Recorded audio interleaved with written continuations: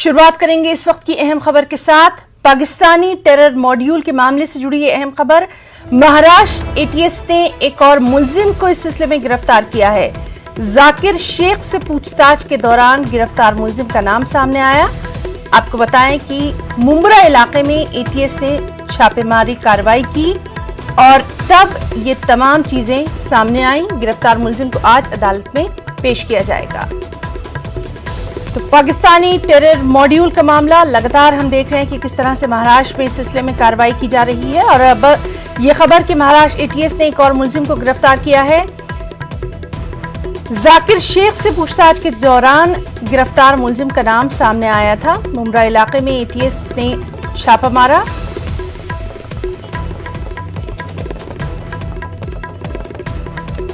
और हमारे साथ मौजूद हैं मुंबई से हमारे नुमाइंदे अमित राय।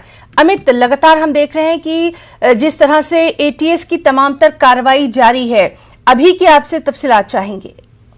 देखिए, निश्चित तौर पे महाराष्ट्र एटीएस ने मुंब्रा और ठाणे इलाके में छापेमारी की और वहां से एक शख्स को गिरफ्तार किया गया है। जाकिर शेख, जो दूसरा आरोपी मुंबई से गिरफ्तार हुआ था, उसी की निशानदेही भी इस शख्स की गिरफ्तारी हुई है। हालांकि एटीएस जो है इस शख्स का नाम या इसके काम के बारे में कुछ अभी नहीं जानकारी दे रही कि उनका ऑपरेशन अभी भी चल रहा है। मैं आपको बताऊं कि ठाणे और मुंब्रा इलाके में अभी भी छापेमारी जारी है।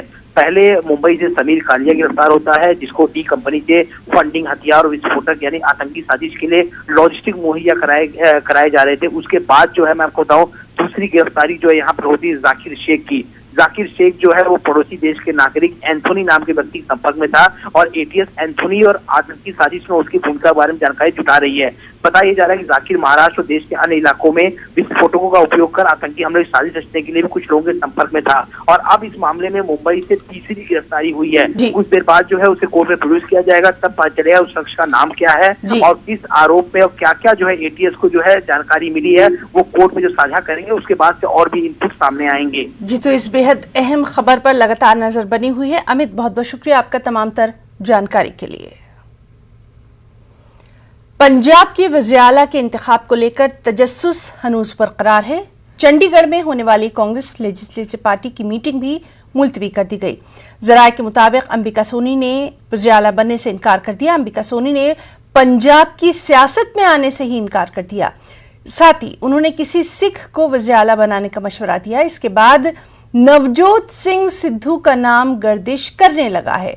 वहीं कांग्रेस के एमएलए सुखजिंदर सिंह रंधवा ने कहा कि अगले 2 से 3 घंटों में नए वज़ीर आला के नाम का ऐलान कर दिया जाएगा।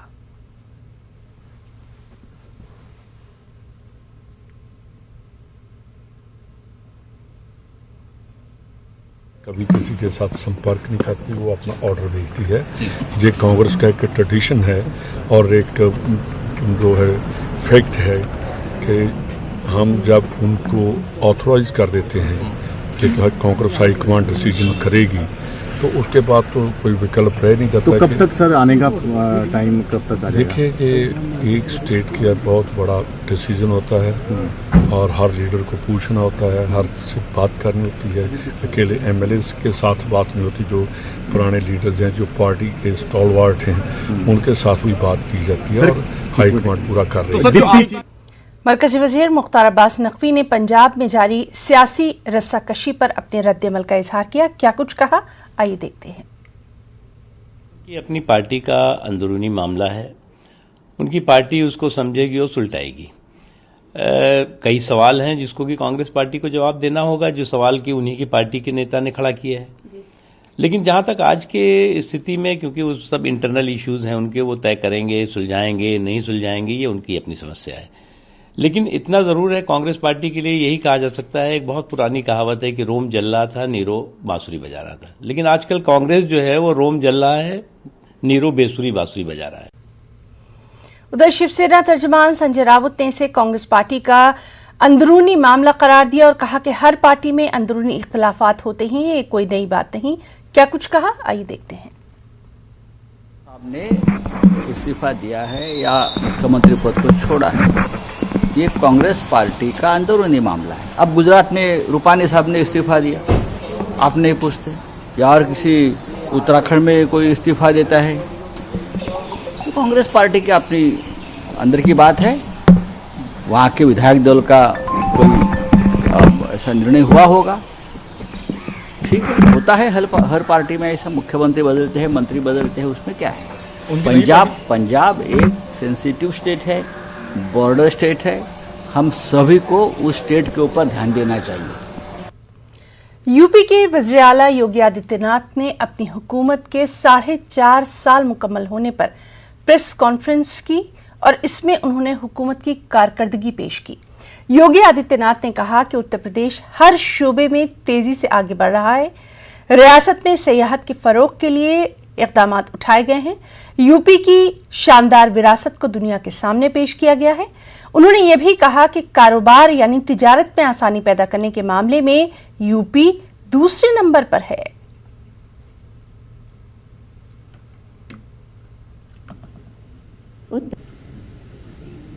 उत्तर प्रदेश के 4.5 वर्ष का एक कार्यकाल उत्तर प्रदेश के इतिहास में सुरक्षा और सुशासन के दृष्टि से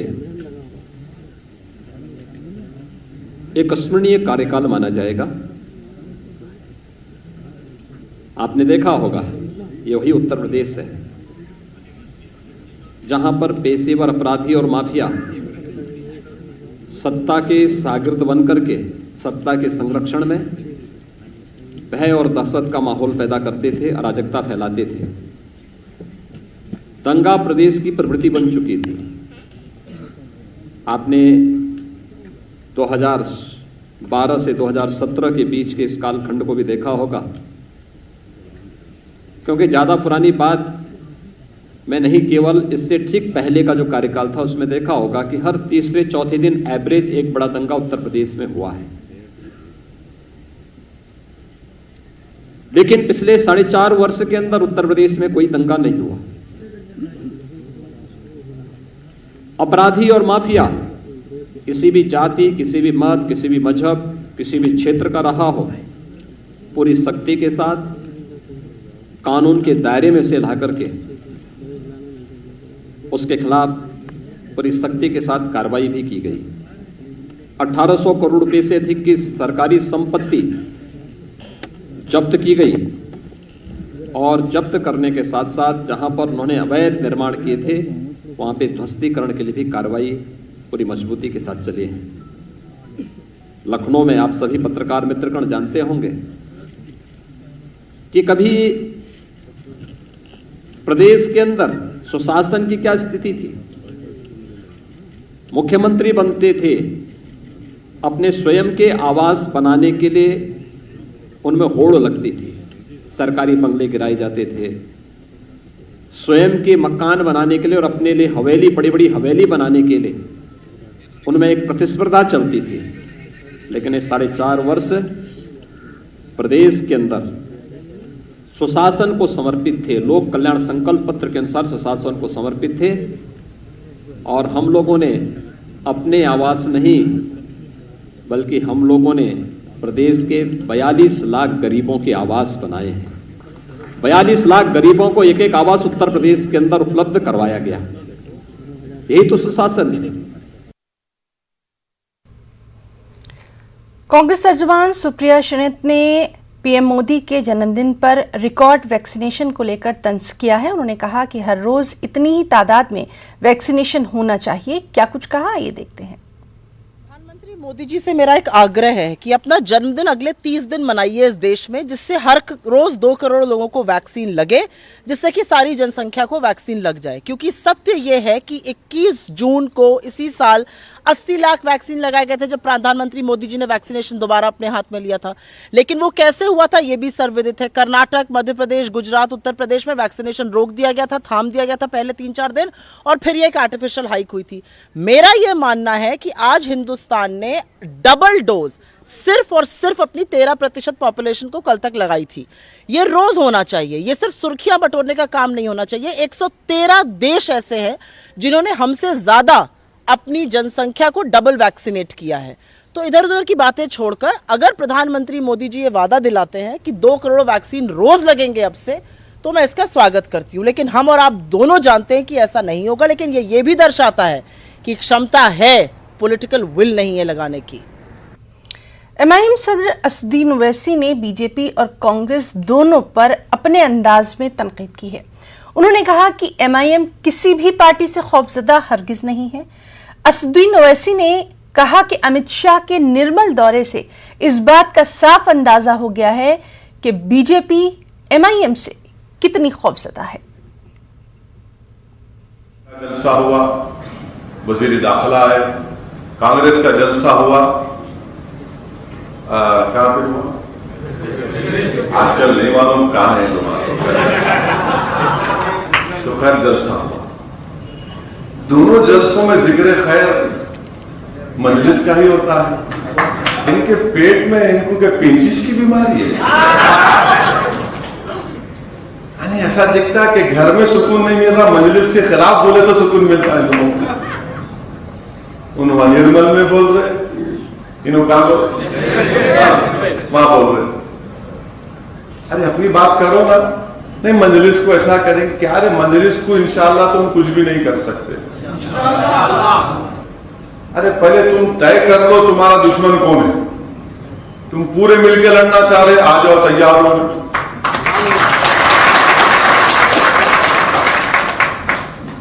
एक बात याद रखिए, मजलिस की जो कामयाबी का राज जो अल्लाह ने हमको अदा किया, एक नेमत है मजलिस, याद रखिए। मैं चले जाऊंगा इस दुनिया से, यकीनन जाऊंगा, आप सब जाएंगे। हम मजलिस किसी सियासी पार्टी की मोहताज नहीं है कामयाबी के लिए। ये मजलिस की ताकत है, ये अल्लाह की तरफ से एक नेमत है, रहमत है। दूसरे पार्टियों क्या होता है कि इन्हों मियां बीवी बने तो जीतते। वक्त एक ब्रेक का।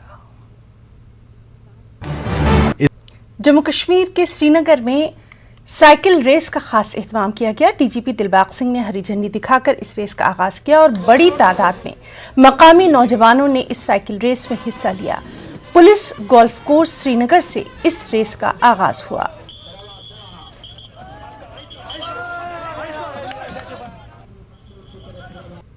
पीसफुल प्रोग्राम हुआ, वैसे इसका नाम भी पीसफुल फॉर रेस है, तो बहुत ही अच्छा लग रहा है। मैं यूथ से कहूँगा कि आप इस साइकिलिंग में पार्टिसिपेशन करें, ये बहुत ही अच्छा है। लोग आप जो यूथ है हमारी वो ड्रग की तरफ जा रहे हैं, मैं उनको बोल रहा हूँ कि अगर आप इस पे पार्टिसिपेशन करेंगे, साइकिलिंग करेंगे और अदर एक्टिविटीज करेंगे आप, तो आपके लिए बहुत बेटर रहेगा। बहुत शुक्रगुजार यूथ के, इन्होंने यहाँ पे रेस रखी है, क्योंकि बच्चे आजकल बहुत सारे बच्चे आजकल ड्रग्स में लगे हुए हैं, गलत कामों पे लगे हुए हैं। अगर ये यहाँ पे मतलब ऐसे ही रखेंगे इवेंट्स, चाहे वो साइकिलिंग हो, किसी भी का हो, इन्होंने ये बहुत अच्छा किया। यहाँ पे साइकिलिंग का इवेंट रखा है यहाँ पे। आज का जो इवेंट हुआ है पीस फॉर पैडल, ये बहुत ही अच्छा इवेंट है जेके पुलिस की तरफ से, क्योंकि इससे फिजिकल एक्टिविटी फिटनेस होती है। दूसरा, यहाँ जो आजकल की जनरेशन है वो दूसरे इनमें ड्रग्स में चले गई है, बाकी आदत, ये उसके लिए बेटर है। इंस्टेंट इसने हमारा स्टेमिना जो है उसे बूस्ट किया। हम छोटे छोटे बच्चे, आप देख सकते हैं कि यहाँ पर कितने छोटे बच्चे आ रहे हैं इस इवेंट में, तो उनको देखकर हमारा भी मन करता है, बाकी बच्चों का भी जो ड्रग्स करते हैं उनका मन भी करेगा कि नहीं, हम ऐसे इवेंट्स में आए। ऐसे इवेंट्स होने चाहिए, हम जैसे बच्चों के लिए बहुत ज्यादा जरूरी है। और आज का इवेंट माशाल्लाह बहुत ज्यादा अच्छा था। Thank you so much. सफाई के आलमी दिन के मौके पर दाऊदी बोहरा कम्युनिटी के बुरहानी फाउंडेशन ने मुंबई में एक प्रोजेक्ट शुरू किया है, जिसके तहत वेस्ट पेपर मटेरियल को रिसाइकिल करके नई कागजी अशिया बनाने का काम किया जा रहा है।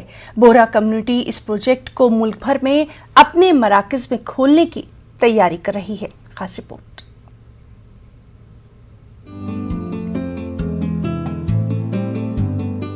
ये बोहरा कम्युनिटी की बुरहानी फाउंडेशन की तस्वीर हैं, जहां बुरहानी फाउंडेशन से वाबस्ता मुलाजमीन और ओहदेदार मुंबई की तकरीबन 22 मराकज़ से वेस्ट पेपर मटेरियल इकट्ठा करते हैं। इसके लिए फाउंडेशन अपने तमाम मराकज़ जैसे दफ्तर, घर और स्कूल जाकर ज़ाय शुदा कागज़ का मवाद इकट्ठा करती है, फिर उसे रिसाइकिल के लिए एक कंपनी में भेज दिया जाता है, जहां लिफाफे, राइटिंग पैड और दीगर चीज़ें इन फजूल कागजी मवाद से बनाए जाते हैं। दाऊदी बोहरा आने वाले वक्त में इस मंसूबे को मुल्क भर में नाफिज करने की कोशिश कर रहा है। अभी जो ये सब इधर जमा हुआ है, अभी हम इसको पूरा सेग्रीगेट करेंगे और इसको हम वापी पे एक फैक्ट्री है उसमें पूरा भेजेंगे। वो बहुत बड़ा फैक्ट्री है, 100 टन्स पर डे का पूरा रिसाइकिल करती है, उसमें हम भेजेंगे। जैसे हमने 2 महीने पहले ये सब शुरू किया था पायलट और सब, तो अप्रॉक्सीमेट 5000 किलोज हम भेज चुके हैं और उसका प्रोडक्ट भी हमको आ चुका है।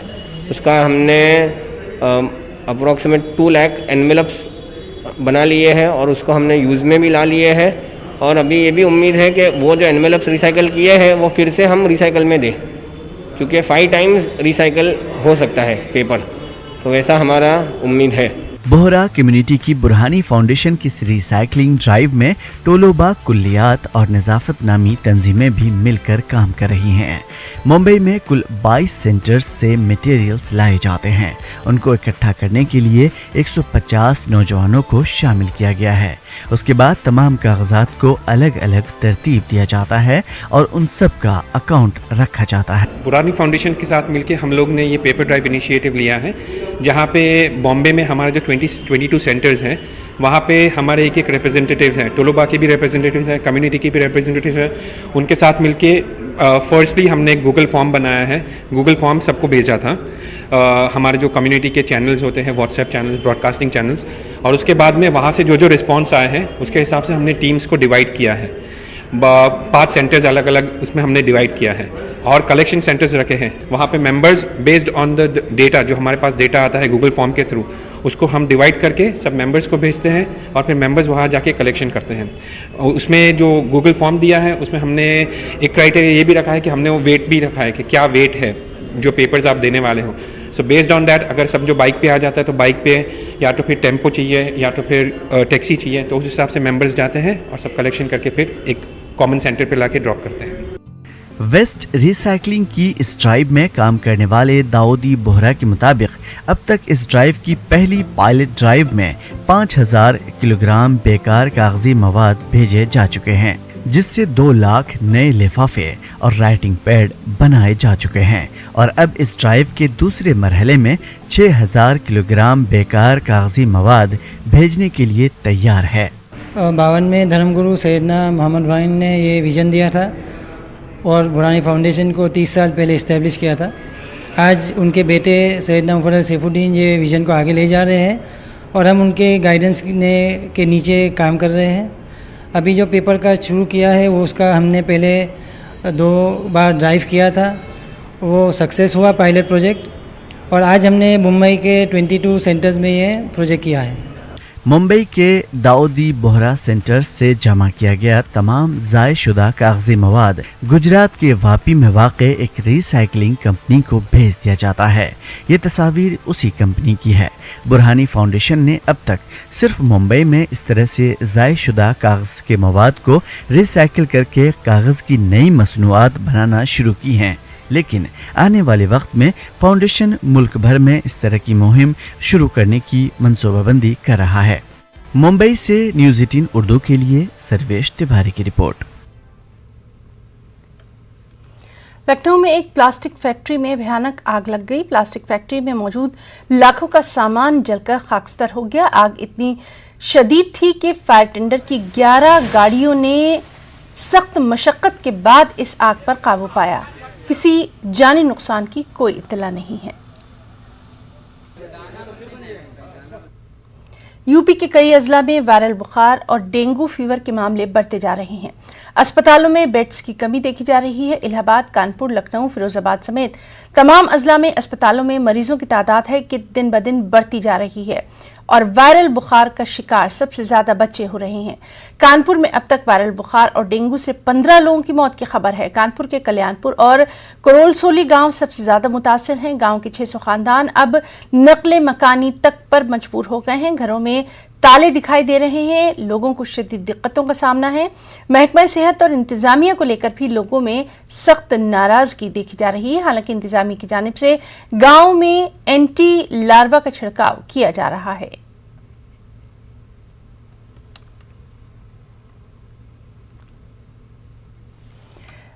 कोरोना वबा के दौरान बाहमी इमदाद और इंसार का जज्बा मुस्तहकम हुआ है। मुल्क इस वबा से मुत्तहिद होकर मुकाबला कर रहा है।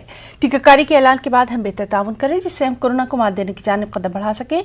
नेटवर्क 18 इस मुहिम में हर कदम पर आपके साथ रहेगा। जब तक सभी महफूज नहीं तब तक कोई महफूज नहीं होगा। इस सोच की बुनियाद पर हमारी मुहिम संजीवनी का मकसद ये यकीनी बनाना है कि वैक्सीन पाना सभी हिंदुस्तानियों का हक है।